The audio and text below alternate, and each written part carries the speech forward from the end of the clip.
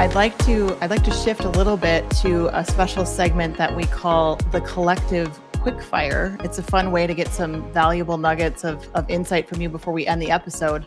My first question, I got 5 questions. My first question for you, Emily, is what topic do you think is overhyped in health marketing? Oh, that's a good one.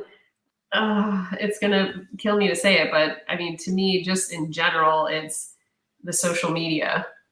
And maybe it's just because the business that I'm in, that's sort of a little bit less. But all of the TikTok, maybe it's just not my generation yet, or maybe it's being in a really regulated type of market that we just don't have the flexibility to do that. Maybe I'm just a little jealous of the others that get to do all these fun, creative things. And for us, we're not able to do it. Yeah. So just context for folks, we're obviously in a highly regulated environment here. And so there can be challenges that brands face in terms of how they approach social media.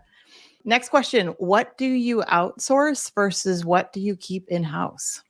We do outsource our PR and media, of course, and then also some of the creative work with the agency that we do. I feel like our brand aesthetic, has a really good feel. It's really strong. And so when I want to create new tools or resources, I want to call on them because I'm really looking for continuity in that brand. And to me, it's worth it to do that. Leads or awareness, which one reigns supreme for you? It's awareness for me, because I think that's what you have to really focus on before you can just start counting like lead generation. And this one we've already touched on, but I'm going to ask it anyway. Short-term results or long-term investment? For me, it's all a long game.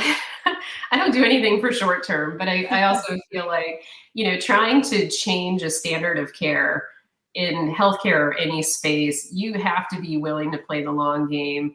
It's so rare just when you think of, the speed that everything moves. Social media and those things move fast, but when it comes to legislative change and, how many people it takes to really create a movement, it's all about that long game. You gotta buy into it. Last question. What's the best podcast episode or book on either leadership or marketing that you've consumed recently? I know you do a lot of traveling, so. I'm always a fan of the Gallup podcast. It's near and dear to my heart. I feel like they, have great research-backed information, and they have great leadership and coaching webinars, podcasts, and you can definitely find me tuning into those, trying to always get some new nuggets of information. Yeah, that's a great one.